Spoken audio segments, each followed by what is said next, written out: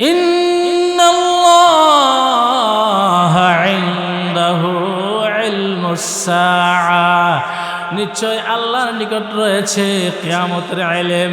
কিয়ামত কখন হবে এটা আল্লাহ ছাড়া কেউ জানে না, আল্লাহ কাউকে জানান না।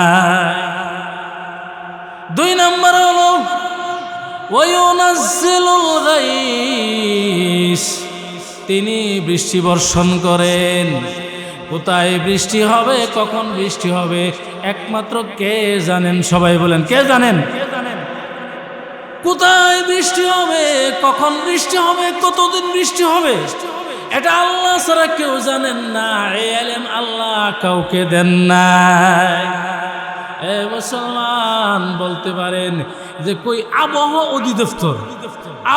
অধিদপ্তর থেকে বলে দেওয়া হয় 3 দিন বৃষ্টি হবে, 3 দিন মানে ঘূর্ণিঝড় হবে, 7 দিন ঘূর্ণিঝড় হবে, সমুদ্রের তলদেশে নিম্নচাপ আছে, 7 দিনের সংকেত দেওয়া হইলো, 5 দিনের সংকেত দেওয়া হইলো, 3 দিন বৃষ্টি হতে পারে, 5 দিন বৃষ্টি হতে পারে। তাহলে আবহাওয়া অধিদপ্তর থেকে কিভাবে তারা বলে?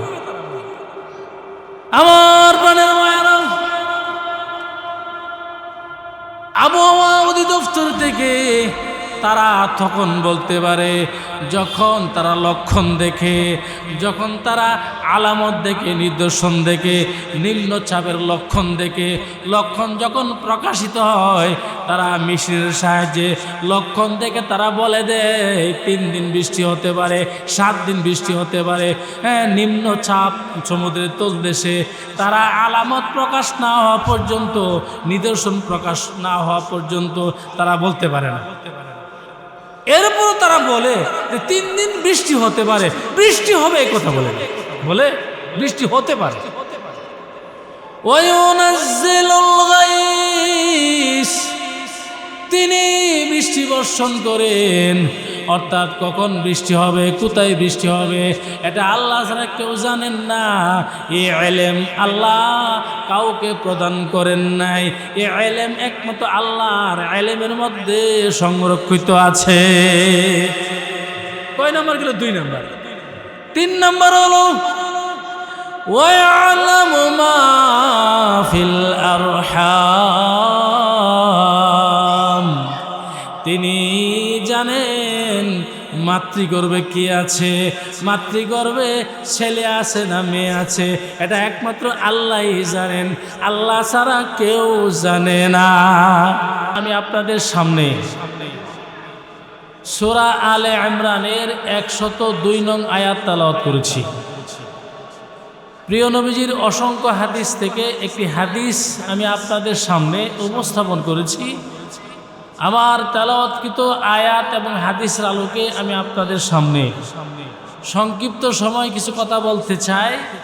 আল্লাহ আমাকে ইখলাসের সাথে আমলের নিয়তে বলার তৌফিক দান করুন এবং আপনাদেরকেও ইখলাসের সাথে আমলের নিয়তে শুনবার তৌফিক দান করুন। আমরা সকলেই বলি আমিন। আমার প্রাণের ভাইয়েরা, আমি যেই আয়াত আপনাদের সামনে তেলাওয়াত করেছি এবং যেই হাদিসটি আমি আপনাদের সামনে পাঠ করেছি, আমার তেলাওয়াতকৃত আয়াতের সঙ্গে সামঞ্জস্যপূর্ণ একটি হাদিস আমি আপনাদের সামনে পাঠ করেছি।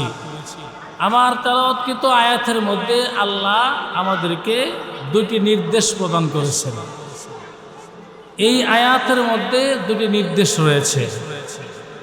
আমরা গুরুত্ব দিয়ে শুনব, অন্তরের কান দিয়ে শুনব। যদি আমরা অন্তরের কান দিয়ে শুনি, ইনশাআল্লাহ কোরআনের আয়াত, হাদিসের আলফাজগুলো আমাদের অন্তরে হিট করবে, আমাদের জন্য হেদায়েতের পাতে হবে এবং আমলের জন্য সহায়ক হতে পারে। একটা মাহফিলকে কেন্দ্র করে বা কোনো আলেমের বয়ানকে কেন্দ্র করে আমার আপনার জীবনের মোড় ঘুরে যেতে পারে, হতে পারে না? তো আমি যে আয়াত তেলাওয়াত করেছি, আয়াতটি হচ্ছে ইয়া আইয়ুহাল্লাযীনা আমানুত্তাকুল্লাহা হাক্কা তুকাতিহ। আল্লাহ বলেন, হে ঈমানদারগণ, ইত্তাকুল্লাহ, তোমরা আল্লাহকে ডরাও, আল্লাহকে ভয় করো। হাক্কা তুকাতিহ, যেইভাবে ভয় করলে আল্লাহর ভয়ের হক আদায় হবে, যেইভাবে আল্লাহকে ভয় করলে আল্লাহর ভয়ের পরিপূর্ণ হক আদায় হবে, সেইভাবে তোমরা আল্লাহকে ভয় করো। ওয়ালা তামুতুন্না ইল্লা ওয়া আনতুম মুসলিমুন, এবং নিশ্চয় তোমরা খাঁটি মুসলমান না হইয়া মৃত্যুবরণ করিও না। আমার বন্ধুগণ, আল্লাহ এই আয়াতের মধ্যে দুটি নির্দেশ প্রদান করেছেন। এক নম্বর নির্দেশ হলো আল্লাহকে ভয় করো, ভয় করার মতো। দুই নম্বর নির্দেশ হলো যে তোমরা খাঁটি মুসলমান হইয়া মৃত্যুবরণ করো, খাঁটি মুসলমান না হইয়া মৃত্যুবরণ করিও।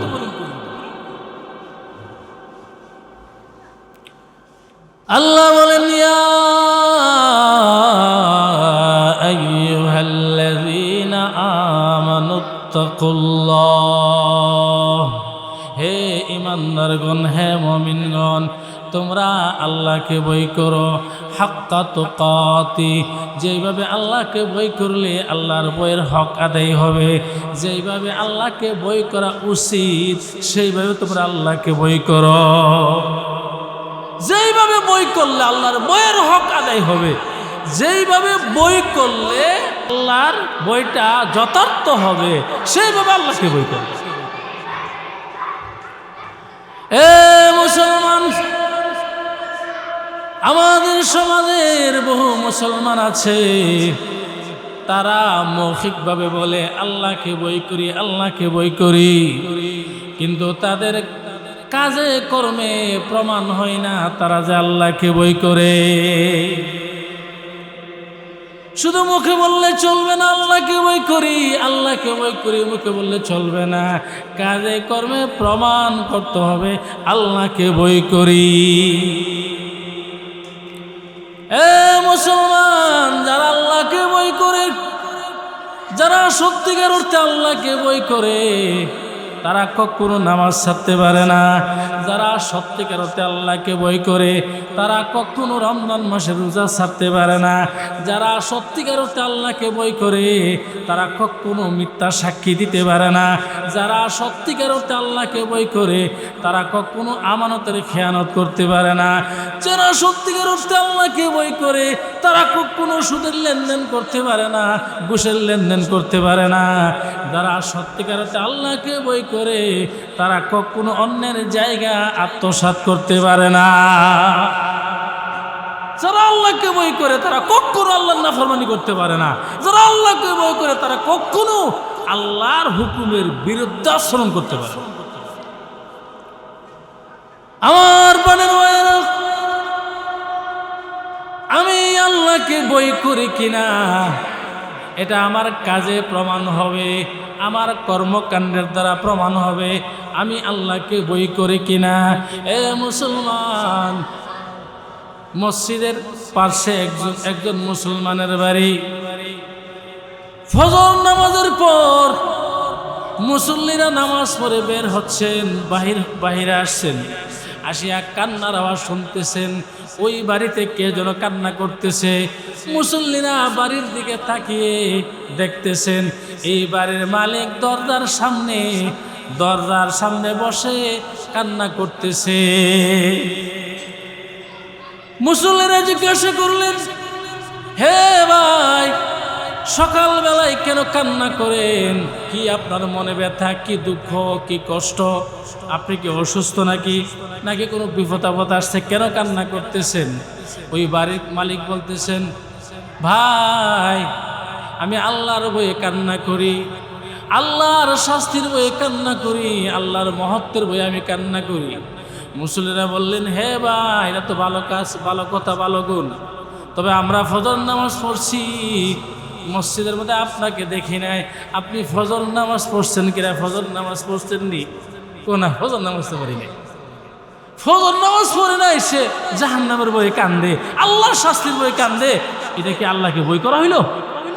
এটা কি আল্লাহর বই হইল? যারা আল্লাহকে বই করে তারা তো নামাজ পড়তে পারে না।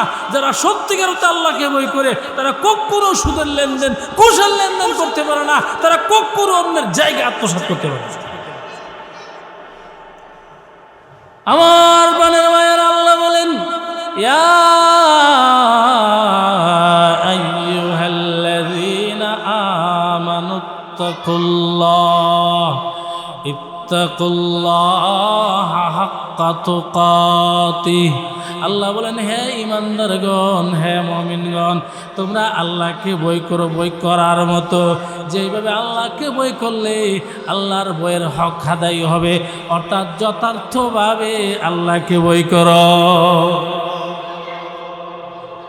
আমার বন্ধুগণ, একটি প্রশ্ন, যে আল্লাহ বলতেছেন আল্লাহকে বই করার মতো, বই করার কথা আল্লাহ বলতেছেন, আল্লাহকে বই করো বই করার মতো। আবার অপর আয়াতের মধ্যে আল্লাহ বলেছেন, আলা বিযিকরিল্লাহি তাতমাইন্নুল কুলুব। জেনে রাখো, আল্লাহর জিকিরের দ্বারাতে মুমিনের অন্তরে প্রশান্তি লাভ হয়। আল্লাহর জিকির করলে মুমিনের অন্তরে প্রশান্তি আসে, মুমিনের অন্তরে শান্তি আসে, মুমিন শান্তি পায়, মুমিন প্রশান্তি অনুভব করে। আবার আল্লাহ সূরা আলে ইমরানে বলতেছেন যে তোমরা আল্লাহকে বই করার মতো বই করো। এক জায়গাতে আল্লাহর নাম নিলে মুমিনের অন্তরে শান্তি পায়, আবার সূরা আলে ইমরানে আল্লাহ বলতেছেন আল্লাহকে বই করার মতো বই করো। দুই কথার মধ্যে একটু ফেস টক্কর মনে হয় না, টক্কর নয়। এ মুসলমান, বই দুই প্রকার। এক ধরনের বই হচ্ছে মহত্বের বই, বরত্বের বই। যেমন ছাত্র উস্তাদকে বই করে, সন্তান পিতাকে বই করে, সাধারণ মানুষ পুলিশকে ভয় পায়, প্রজারা পুলিশকে ভয় করে, সাধারণ নেতারা প্রধান নেতাকে, প্রধানমন্ত্রীকে ভয় করে। এই বই হচ্ছে মহত্বের বই, বরত্বের বই। আরেক ধরনের বই হচ্ছে প্রাণ যাওয়ার আশঙ্কার ভয়। যেমন বাঘ দেখলে মানুষ ভয় পায়। কেন ভয় পায়? কারণ প্রাণ যাওয়ার সম্ভাবনা আছে, প্রাণ যাওয়ার আশঙ্কার ভয়। বাঘ দেখলে মানুষ ভয় পায়, হিংস্র প্রাণী দেখলে মানুষ ভয় করে। এটা কিসের ভয়? এটা হচ্ছে প্রাণ যাওয়ার ভয়। আর ছাত্র উস্তাদকে দেখছে বই পাইছে, সন্তান পিতাকে দেখে বই পা, এটা কিসের বই? এই বই হচ্ছে মহত্বের বই, বরত্বের বই। আল্লাহ যে বলতেছেন তোমরা আমি আল্লাহকে বই করো বই করার মতো, এই বই হচ্ছে বরত্বের বই, এই বই হচ্ছে মহত্বের বই। আল্লাহ যে বড়, আল্লাহ যে আহকামুল হাকিমিন, আল্লাহ যে মহান স্রষ্টা, আল্লাহ যেমন বড়, আল্লাহর আযাব শাস্তিও তেমন বড়। আল্লাহ যেমন বড়, আল্লাহর শাস্তি হবে তেমন বড়। ওই হিসাব করে যারা আল্লাহকে বই করার জন্য আল্লাহ বলতেছেন, ওই দৃষ্টিকোণ থেকে আল্লাহ বড়, আল্লাহর মহত্বের বই, আল্লাহর বরত্বের বই করো। আল্লাহ যেমন বড়, আল্লাহর শাস্তিও তেমন বড়। আমার প্রাণের মায়েরা, আল্লাহ বলেন, ইয়া আইয়ুহাল্লাযীনা আমানুত্তাকুল্লাহ হাক্কা তুকাতিহ। এ ইমানদারগণ, তোমরা আল্লাহকে বই করো বই করার মতো। যেইভাবে বই করলে আল্লাহর বইয়ের হক আদায় হবে, আল্লাহর বইয়ের হক আদায় করে তোমরা আল্লাহকে বই করো, অর্থাৎ তাকওয়া অবলম্বন করো, মুত্তাকি হয়ে যাও, আল্লাহ হয়ে যাও। এখন তাকওয়া নিয়ে অনেক কথা, অনেক আলোচনা এখানে, আমি সেদিকে আর যাব না। এর পরের অংশের মধ্যে আমরা যাই। আল্লাহ দ্বিতীয় নির্দেশ প্রদান করেছেন, ওয়ালা তামুতুন্না ইল্লা ওয়া আনতুম মুসলিমুন। আল্লাহ বলেন, নিশ্চয়ই তোমরা খাঁটি মুসলমান না হইয়া মৃত্যুবরণ করিও না। খাঁটি মুসলমান হইয়া মরো, খাঁটি মুসলমান না হইয়া মরো। এ মুসলমান, আল্লাহর এই বচন ভঙ্গিতে আল্লাহর বচন ভঙ্গিতে বোঝা যায় মৃত্যু আমাদের হাতে। আমরা ইচ্ছা করলে মরতে পারবো, ইচ্ছা করলে বাঁচতে পারবো। খাঁটি মুসলমান হয়ে গেলাম, মরে গেলাম। খাঁটি মুসলমান হইতে পারলাম না, মরলাম না। বিষয়টা কি এমন? এমন বিষয়টা আল্লাহ বলতেছে তোমরা খাঁটি মুসলমান না হইয়া মৃত্যুবরণ করিও না। মৃত্যু কি আমাদের হাতে? ইচ্ছা করলে মরে গেলাম, ইচ্ছা করলে বেঁচে গেলাম। যারা আত্মহত্যা করে এটা তো মহাপাপ, এটা তো অন্য বিষয়। কিন্তু সাধারণভাবে স্বাভাবিকভাবে যে মরণ, যে মৃত্যু, এটা কি আমাদের হাতে? যে ইচ্ছা করলে মরে গেলাম, ইচ্ছা করলে বেঁচে গেলাম, এমন নাকি? কারণ হায়াত মত আল্লাহর হাতে, আল্লাহর নিকট রয়েছে। যাকে আল্লাহ যে পরিমাণ হায়াত দিয়েছেন এই পরিমাণ হায়াত পাবে, এই পরিমাণ সময় সে পাবে। এর চেয়ে বেশিও পাবে না, কমও পাবে না। যখন কোনো প্রাণীর মৃত্যুর সময় আসবে তখন কোনো প্রাণীকে ছাড় দেওয়া হবে না, সুযোগ দেওয়া হবে না, অবকাশ দেওয়া হবে না। আল্লাহ বলেন ওয়ালাই ইউআখিরুল্লাহু নাফসান ইযা জাআ আজালুহা। যখন কারোর মৃত্যু চলে আসবে, মৃত্যু যখন চলে আসবে, নির্ধারিত সময় চলে আসবে, তখন কাউকে ছাড় দেওয়া হবে না, কাউকে পরিত্রাণ দেওয়া হবে না। নির্ধারিত সময়ে তার মৃত্যু হয়ে যাবে। নির্ধারিত সময় মৃত্যু হয়ে যাবে। হায়াত বাড়ানো যাবে না, কমানো যাবে না। আল্লাহ যাকে যেই পরিমাণ হায়াত দিয়েছেন এই পরিমাণ সময় সে পাবে, এর চেয়ে বেশিও পাবে না, কমও পাবে না। তথাপি আল্লাহ বলতেছে তো তোমরা হাতে মুসলমান না হইয়া মরো না। তো মরণ কি আমাদের হাতে? মরণ কি আমাদের নিকট? আমার বানের মায়েরা, 5টি বিষয়, 5টি জিনিস আল্লাহর কাছে রেখে দিয়েছেন, আল্লাহর ইলমের মধ্যে সংরক্ষিত আছে। এই 5টি বিষয়ের ইলম আল্লাহ পৃথিবীর কাউকে আল্লাহ পাক দান করেন না। আল্লাহ ছাড়া শুধু পৃথিবীর নয়, तमाम পৃথিবী, 7 আসমান 7 জমিনের মধ্যে যত প্রাণী আছে, যত কিছু আছে, আশরাফুল মাখলুকাত, শ্রেষ্ঠ মানুষ এবং নবীগণ যাদের মর্যাদা আল্লাহর পরে, নবীরা পর্যন্ত এই ইলম তাদের মধ্যে নাই, আল্লাহ কাউকে দেন নাই। 5টি বিষয়, 5টি বিষয়ের ইলম আল্লাহ ছাড়া কেউ জানে না। আল্লাহ কোরআনে পরিষ্কার বলে দিয়েছেন ইন্নাল্লাহা ইনদাহু ইলমুস সাআহ। নিশ্চয় আল্লাহর নিকট রয়েছে, আল্লাহর কাছে রয়েছে 5টি জিনিস। এই 5টি জিনিসের ইলম, যোগ্যতা আল্লাহ কাউকে দেন না, এমনকি নবীদেরকে আল্লাহ প্রদান করেন না।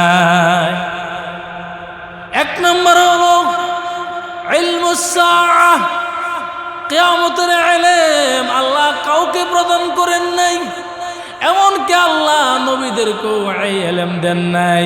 কিয়ামত কখন হবে, কবে হবে, এই ইলম আল্লাহ কাউকে প্রদান করেন নাই। এই ইলম একমাত্র আল্লাহর ইলমের মধ্যে সংরক্ষিত আছে।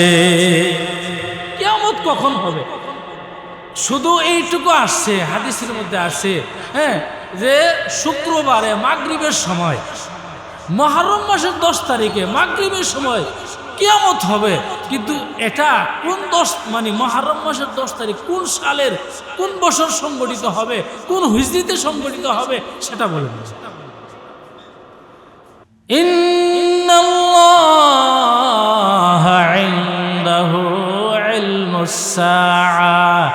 নিশ্চয় আল্লাহর নিকট রয়েছে কিয়ামতের ইলম। কিয়ামত কখন হবে এটা আল্লাহ ছাড়া কেউ জানে না, আল্লাহ কাউকে জানান না।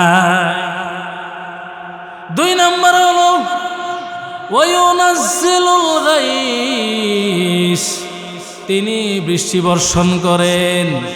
কোথায় বৃষ্টি হবে, কখন বৃষ্টি হবে একমাত্র কে জানেন? সবাই বলেন, কে জানেন? কোথায় বৃষ্টি হবে, কখন বৃষ্টি হবে, কতদিন বৃষ্টি হবে, এটা আল্লাহ ছাড়া কেউ জানেন না। এই ইলম আল্লাহ কাউকে দেন না। এ মুসলমান বলতে পারেন যে কই আবহাওয়া অধিদপ্তর, আবহাওয়া অধিদপ্তর থেকে বলে দেওয়া হয় 3 দিন বৃষ্টি হবে, 3 দিন মানে ঘূর্ণিঝড় হবে, 7 দিন ঘূর্ণিঝড় হবে, সমুদ্রের তলদেশে নিম্ন চাপ আছে, 7 দিনের সংকেত দেওয়া হইলো, 5 দিনের সংকেত দেওয়া হইলো, 3 দিন বৃষ্টি হতে পারে, 5 দিন বৃষ্টি হতে পারে। তাহলে আবহাওয়া অধিদপ্তর থেকে কিভাবে তারা বলে? আমার প্রাণের মায়েরা, আবহাওয়া অধিদপ্তর থেকে তারা তখন বলতে পারে যখন তারা লক্ষণ দেখে, যখন তারা আলামত দেখে, নিদর্শন দেখে, নিম্নচাপের লক্ষণ দেখে, লক্ষণ যখন প্রকাশিত হয়, তারা মেশিনের সাহায্যে লক্ষণ দেখে তারা বলে দেয় 3 দিন বৃষ্টি হতে পারে, 7 দিন বৃষ্টি হতে পারে। হ্যাঁ, নিম্নচাপ সমুদ্রের তলদেশে তারা আলামত প্রকাশ না হওয়া পর্যন্ত, নিদর্শন প্রকাশ না হওয়া পর্যন্ত তারা বলতে পারে না। এরপরও তারা বলে যে 3 দিন বৃষ্টি হতে পারে, বৃষ্টি হবে, এই কথা বলে বলে বৃষ্টি হতে পারে। ওয়ায়ুনাজ্জিলুল গায়স, তিনি বৃষ্টি বর্ষণ করেন। অর্থাৎ কখন বৃষ্টি হবে, কোথায় বৃষ্টি হবে, এটা আল্লাহ ছাড়া কেউ জানেন না। এই ইলম আল্লাহ কাউকে প্রদান করেন নাই। এই ইলম একমাত্র আল্লাহর ইলমের মধ্যে সংরক্ষিত আছে। কয় নাম্বার গেল? 2 নাম্বার। 3 নাম্বার হলো ওয়া'য়ালামু মা ফিল আরহাম, তিনি জানেন মাতৃগর্ভে কি আছে, মাতৃগর্ভে ছেলে আছে না মেয়ে আছে, এটা একমাত্র আল্লাহই জানেন, আল্লাহ ছাড়া কেউ জানে না। মাতৃগর্ভে মায়ের পেটের মধ্যে কি আছে, ছেলে আছে না মেয়ে আছে, এটা একমাত্র আল্লাহ জানেন, আল্লাহ ছাড়া কেউ জানেন না। এই ইলম আল্লাহ কাউকে দেন না। এবার প্রশ্ন করতে পারেন, হুজুর আমাদের ডাক্তার সাহেবরা, ডাক্তার সাহেব ডক্টররা বলে দেয় ছেলে হবে না মেয়ে হবে, আলট্রাসোনোগ্রাফি করলে ওইটার মধ্যে ধরা পড়ে ছেলে হবে না মেয়ে হবে, ডাক্তাররা বলতে পারে। আর আপনি বলতেছেন এটা কেউ বলতে পারে না আল্লাহ ছাড়া, ও তো ডাক্তাররা দিয়ে বলে দেয়, ডাক্তাররা বলে না।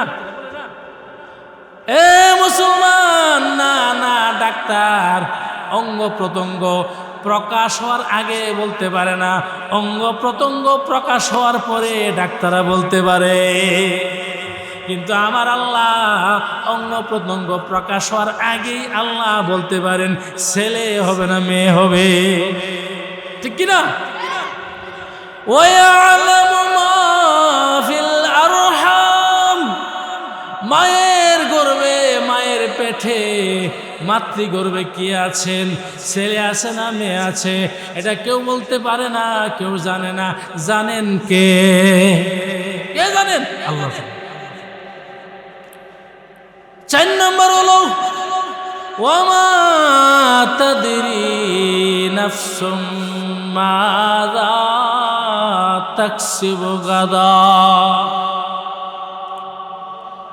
ওয়ামা তাদরি নাফসুম মাযা তাকসিবু গাদা, কেউ জানেন না আগামীকাল কি কামাই করবে, আগামীকাল কি খাবে, আগামীকাল তার জন্য কি রিজিক বরাদ্দ, এটা কেউ জানেন না, একমাত্র জানেন কে বলেন?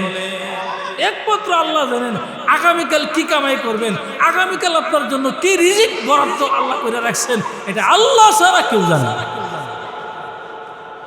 ওয়ামা তাদরি নাফসুম মাযা তাকসিবু গাদা, কেউ জানে না আগামীকাল কি কামাই করবে, আগামীকাল তার জন্য কি রিজিক বরাদ্দ করে রাখছেন, আগামীকাল কি খাবে, আগামীকাল তার জন্য কি রিজিক আছে, এটা কেউ বলতে পারেন না। বলতে পারেন কে? আল্লাহ। 4 নম্বর। 5 নম্বর ওয়ামা তাদরি নাফসুম বিআইয়ি আরদিন তামুত, 5 নম্বর হলো কেউ জানে না পৃথিবীর কোন জায়গাতে মৃত্যু হবে, এটা কেউ জানে না, একমাত্র জানেন আমার আল্লাহ। কোথায় মৃত্যু মৃত্যু হবে, কোন জায়গাতে মৃত্যু হবে এটা কে বলতে পারে? এটা আল্লাহ বলতে পারে। আমার বোনের ভাইয়েরা, আল্লাহ বলতে পারেন পৃথিবীর কোন জায়গাতে মৃত্যু হবে, কোথায় মৃত্যু হবে আল্লাহ বলতে পারে, এটা পৃথিবীর কেউ জানেন না। তথাপি আল্লাহ বলতেছেন ওয়ালা তামুতুন্না ইল্লা ওয়া আনতুম মুসলিমুন, নিশ্চয় তোমরা খাঁটি মুসলমান না হইয়া মৃত্যুবরণ করিও না। আল্লাহর বচনভঙ্গিতে বোঝা যায় যে মরণ আমাদের হাতে। মরণ তো আমাদের হাতে নয়, হায়াত মৌতের মালিক তো একমাত্র আল্লাহ। আল্লাহ যাকে যেই পরিমাণ হায়াত দিয়েছেন সেই পরিমাণ সময়ে বাঁচবে, যাকে যেই পরিমাণ আল্লাহ পাক মানে দুনিয়াতে থাকার জন্য আল্লাহ সুযোগ করে দিবেন সেই পরিমাণ থাকতে পারবে। অথচ আল্লাহ বলেন তোমরা হাতে মুসলমান না হইয়া মৃত্যুবরণ করবে। এখন এই কথার মর্ম কি, মর্মার্থ কি, এই কথার ব্যাখ্যা কি? আসেন, এই কথাটার ব্যাখ্যা তাফসীরি কিতাবের মধ্যে আসছে দুইটি। কয়টি ব্যাখ্যা? দুটি ব্যাখ্যা। এক নম্বর ব্যাখ্যা হইল প্রবৃত্তির যে কামনা বাসনা যা আল্লাহর বিধানের বিপরীত, গুনাহ নাজেস খাস এবং আল্লাহর অবাধ্যতার যে প্রেরণা আমাদের অন্তরে সৃষ্টি হয় সেটাকে ধ্বংস করে দেওয়া, সেটাকে মেরে ফেলা, সেটাকে বিলীন করে দেওয়া, এটাই আল্লাহর বাবার্থ, এটাই আল্লাহর ভাষায় আল্লাহ বলতেছেন তোমরা হাতে মুসলমান হইয়া মৃত্যুবরণ করো।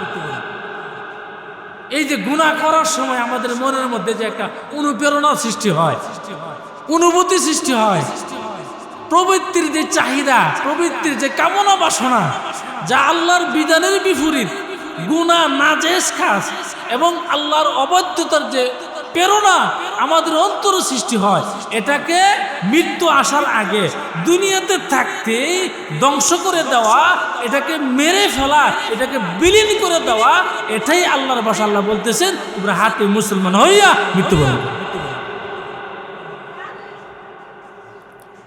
হে মুসলমান, গান শুনতে বড় ভালো লাগে, মজা লাগে। এই গান শোনা এটা জায়েজ না না জায়েজ? এই গান হালাল না হারাম?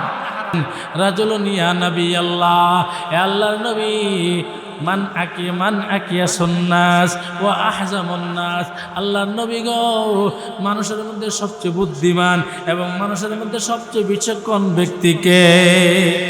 বুদ্ধিমান কারা, বিচক্ষণ কারা?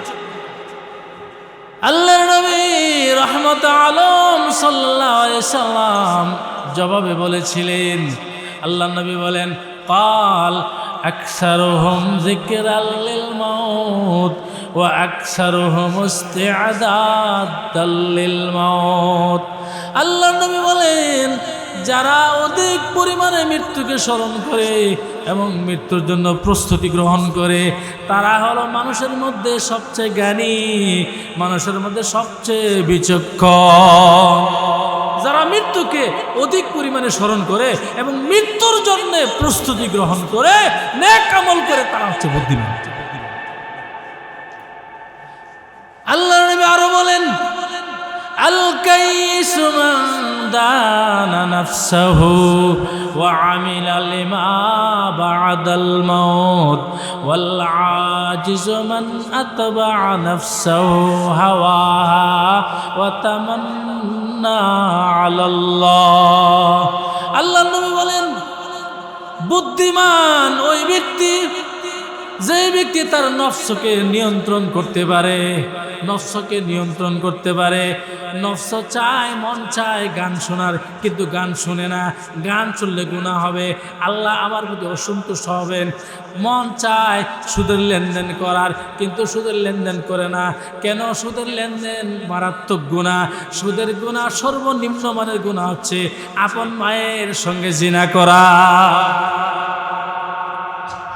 মন চায় বিভিন্ন পাপ করতে, মন চাই জিনা করতে, জিনা করে না। জিনা করলে কবিরা গুনাহ হবে, আল্লাহ আমার প্রতি অসন্তুষ্ট হয়ে যাবেন, এই জন্য গুনাহ করে না। যারা এইভাবে তাদের মনকে নিয়ন্ত্রণ করে, নফসকে নিয়ন্ত্রণ করে, নিয়ন্ত্রণ করার যোগ্যতা যাদের আছে তারা হচ্ছেন সত্যিকারের বুদ্ধিমান। এরা হলো বুদ্ধিমান, এরা হইলো আকলমন, এরা হইলো সচেতন, এরা হইল সচেতন ব্যক্তি। والعاجز من أتبع نفسه هواها وتمنى على الله। আর নির্বোধ বেকুব ওই ব্যক্তি যেই ব্যক্তি তার নফসকে নিয়ন্ত্রণ করতে পারে না, আবার আল্লাহর উপর আশাও করে আল্লাহ মাফ করলেও মাফ করতে পারে। নফসকে নিয়ন্ত্রণ করতে পারে না, মনকে নিয়ন্ত্রণ করতে পারে না, নফস আম্মারাকে নিয়ন্ত্রণ করতে পারে না, মনে যা চাই সব করে, নামাজ পড়ে না, বিভিন্ন গুনার সাথে সে সম্পৃক্ত, আবার বলে ও তামান্না আল্লাহ, আল্লাহ আমাদের মাফ করে দেবে।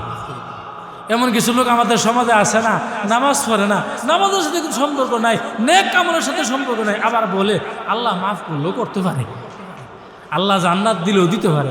নামাজ না বলে ইমানটা বড় শক্ত আছে। এই পর্যন্ত কারা কাঁচা লেলো ভাড়া দিচ্ছি না, হ্যাঁ বুঝাইতেছে নামাজ না পড়া অপরাধ না, দূষণীয় না, নামাজ না বললে না পড়ি কিন্তু ইমানটা ঠিক আছে। এই নামাজ না বলে ইমান ঠিক থাকে। নামাজ হচ্ছে ইমানের নিদর্শন। লিকুল্লি শাইইন আলামুন ওয়া আলামুল ঈমানিস সালাহ। প্রত্যেকটি বস্তুর নিদর্শন আছে, আর ইমানের নিদর্শন হচ্ছে নামাজ। এই ব্যক্তি নামাজ পড়ে না, আবার বলে নামাজ না বললে ইমান ঠিক আছে। আসেনি এমন লোক আমাদের সমাজে? আমার বানের মায়েরা, আল্লাহ বলেন ওয়ালা তামুতুন্না ইল্লা ওয়া আনতুম মুসলিমুন। আল্লাহ বলেন সাবধান সাবধান, তোমরা হাঁটি মুসলমান না হইয়া মৃত্যুবরণ করিও না। হাঁটি মুসলমান হইয়া মৃত্যুবরণ করো, হাঁটি মুসলমান না হইয়া মরো না। এই আল্লাহর এই কথার মর্ম অর্থ বোঝার জন্য, আপনাদের বোঝার সুবিধার্থে একটি ঘটনা বলবো। এই ঘটনার দ্বারাতে আশা করি ইনশাআল্লাহ এই আল্লাহর এই কথাটির ভাবার্থ, আল্লাহর এই কথার মর্ম অর্থ, আল্লাহর এই কথার ব্যাখ্যা ইনশাআল্লাহ বুঝে আসবে। আমার বন্ধুগণ, এক আল্লাহওয়ালা যুবক, সে এই আয়াতের আলোচনা শুনছে, এই আয়াতের ব্যাখ্যা শুনেছে। ওই যুবক চিন্তা করছে, জীবনে বহু অন্যায় করেছি, বহু পাপ করেছি, যদি এই অবস্থায় আমার মরণ হয় তাহলে গুনাহগার অবস্থায় মৃত্যুবরণ করতে হবে, বেঈমান হয়ে মৃত্যুবরণ করতে হবে। কাজে এই সময় আমি বেশি বেশি নেক আমল করব, বেশি বেশি আমলে সালেহ করব, যেন আমার মরণটা ঈমানের হালাতে হয়। হুজুরে চলে আসছে, আমি সেরে দিব 2 মিনিটে, ইনশাআল্লাহ তুমি ছেড়ে দেবো আমি। তো ওই যুবক চিন্তা করলো যে আমি তো পাপ করতেছি, আমি পাপিষ্ঠ পাপী, যদি এই অবস্থায় আমার মরণ হয় তাহলে তো বেঈমান হয়ে মরতে হবে। কাজে নেক আমল করার দরকার, আমি বেশি বেশি নেক আমল করব, আমি আলেমদের কাছ থেকে জেনে নেক আমল করব, যেন নেক আমল করা অবস্থায় আমার মৃত্যু হয়, আমার মরণটা যেন মুসলমানি হালাতে হয়। এই চিন্তা ভাবনা করে যুবক 100 জন আলেমের কাছে গেছে। পরিশেষে জমানার শ্রেষ্ঠ আলেম, শ্রেষ্ঠ মুহাদ্দিস আল্লামা হযরত মাওলানা আবু নুআইম আব্দুর রহমান রহমতুল্লাহ আলাইহি, ওনার কাছে গেছেন। দিয়া বলতেন, হুজুর ধৈর্য নেন, আগামীকাল আপনার মৃত্যু হবে, কাজে মৃত্যুর পূর্ব মুহূর্ত পর্যন্ত আপনি কি কি নেক আমল করবেন। তখন ওই হুজুর বলছিলেন যে আমি যেভাবে আমল করে যাচ্ছি এইভাবে আমল করব, আমার আমলের মধ্যে কোনো পরিবর্তন হবে না। যুবক বলছিল, হুজুর আগামীকাল আপনার মৃত্যু হবে, আমলের মধ্যে পরিবর্তন হবে না কেন? তখন ওই আল্লাহর ওলি বলছিলেন, হে যুবক তুমি বলতেছো আগামীকাল আমার মৃত্যু হবে, আগামীকাল তো 24 ঘন্টার ব্যাপার, অথচ আমি আমার জীবনের প্রতিটি মুহূর্তকে আমি শেষ মুহূর্ত মনে করে নেক আমল করতেছি, যেন আমার মরণটা ঈমান আলাতে হয়। কাজে আমরা সর্বদা নেক আমল করব, আল্লাহর হুকুম মানব, নবীর সুন্নত তরিকায় চলব, যেন যে কোনো সময় মালাকুল মউত আমাদের কাছে আসলে আমাদের মরণটা যেন ঈমানের হালাতে হয়, আমরা যেন মুসলমান হইয়া মৃত্যুবরণ করতে পারি। আল্লাহ আমাদের সকলকে তৌফিক দান করুক। ওয়া মা তৌফিক ইল্লা বিল্লাহ। আসসালামু আলাইকুম ওয়া রাহমাতুল্লাহি ওয়া বারাকাতুহু।